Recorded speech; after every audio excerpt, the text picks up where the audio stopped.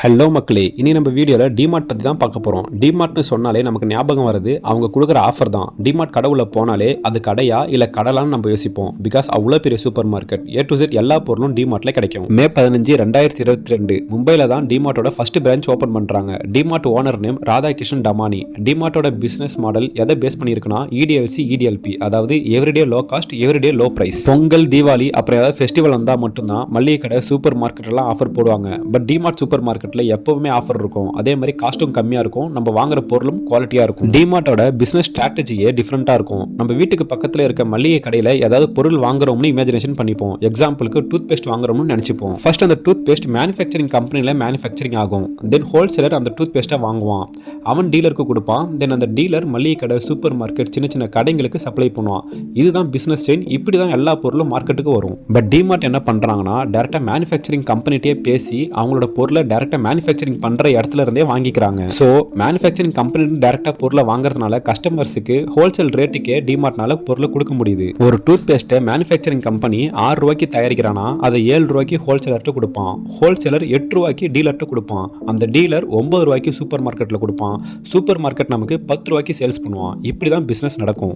இந்த இடத்துல தான் டிமார்ட் அவங்களோட பிசினஸ் ஸ்ட்ராட்டஜியை யூஸ் பண்றாங்க. இவங்க என்ன பண்றாங்கன்னா நடுவில் இருக்கிற டீலரையும் கட் பண்றாங்க, ஹோல்சேலரையும் கட் பண்றாங்க. டைரக்டா மேனுஃபேக்சரிங் கம்பெனிலே போய் பொருளை வாங்குறாங்க. ஸோ அப்படி பண்ணும்போது வெளியே 10 ரூபா கொடுத்து வாங்குற பேஸ்ட் டிமார்ட்ல நமக்கு 7 ரூபா 8 ரூபாய்க்கே கிடைக்குது.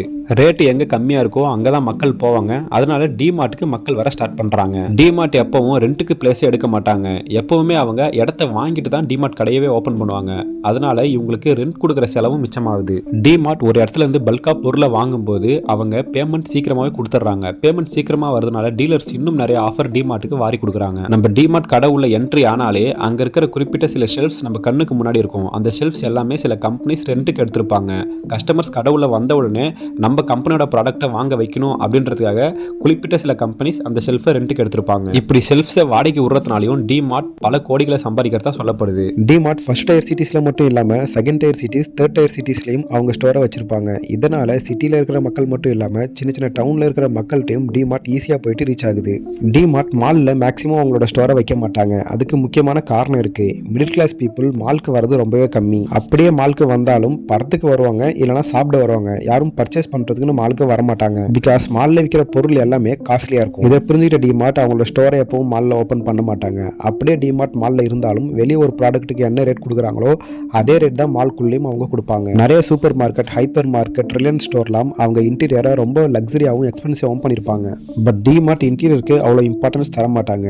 டிமார்ட் இன்டீரியர் ரொம்பவே சிம்பிளா இருக்கும். இன்டீரியருக்கு டிமார்ட் பெருசா செலவும் பண்ண மாட்டாங்க. டிமார்ட் ஓனர் ராதாகிருஷ்ணன் டமானி 1980-90 காலகட்டத்தில் ஒரு ஸ்டாக் புரோக்கர் பிசினஸ் தான் பண்ணிட்டு இருந்திருக்காரு. 1990 காலகட்டத்தில் அப்போ இருந்த ஸ்டாக் புரோக்கர் ஹர்ஷத் மேத்தா போலீஸ்ல மாட்ட போறாருன்னு தெரிஞ்சு அவருக்கு ஆப்போசிட்ல இருக்க கம்பெனில இன்வெஸ்ட் பண்ணி நிறைய சம்பாதிக்கிறாரு. ஸ்டாக் மார்க்கெட்ல இருந்து சம்பாதிக்கிற காசை மறுபடியும் ஸ்டாக் மார்க்கெட்ல போடாம ஏதாவது ஸ்டாண்டர்டா பிசினஸ் ஸ்டார்ட் பண்ணலான்னு டமானி யோசிக்கிறாரு. அந்த டைம்ல தான் டிமார்ட் ஸ்டார்ட் பண்ணணும்னு ஐடியா வருது. மிடில் கிளாஸ் பீப்புள் மைண்ட் செட்டை நல்லா புரிஞ்சுட்ட ராதாகிருஷ்ணன் டமானி டிமார்ட் லக்ஸரி பீப்புளுக்கான ஸ்டோர் மட்டும் இல்லாம டிமார்ட் மிடில் கிளாஸ் பீப்புளுக்கான ஸ்டோரா இருக்கணும்னு ரொம்ப பக்காவா பிளான் பண்றாரு. பிக் பஸார், ரிலையன்ஸ் மார்க்கெட்லாம் மார்க்கெட்டிங்க்கு பயங்கரமான இம்பார்ட்டன்ஸ் கொடுப்பாங்க. பட் டிமார்ட் மார்க்கெட்டிங்க்கு பெரிய லெவல்ல இம்பார்ட்டன்ஸ் தர மாட்டாங்க. பிகாஸ் அவங்க கொடுக்குற ஆஃபரே பெரிய மார்க்கெட்டிங்னு அவங்க நம்புறாங்க. 2002 ஒரு கடையா இருந்த டிமார்ட் இன்னைக்கு இந்தியா ஃபுல்லா 400 கடைக்கு மேல பிரான்ச்சஸ் வச்சிருக்காங்க. டிமார்ட் ஓனர் ராதாகிருஷ்ணன் டமானியோட சொத்து மதிப்பு கிட்டத்தட்ட 1.5 லட்சம் கோடிக்கும் அதிகமா இருக்கும்னு சொல்லப்படுது. டிமார்ட்னால பெரிய பெரிய super market, Reliance store, Big Bazaar business எல்லாம் அடி வாங்கிடுச்சுன்னு சொல்லப்படுது.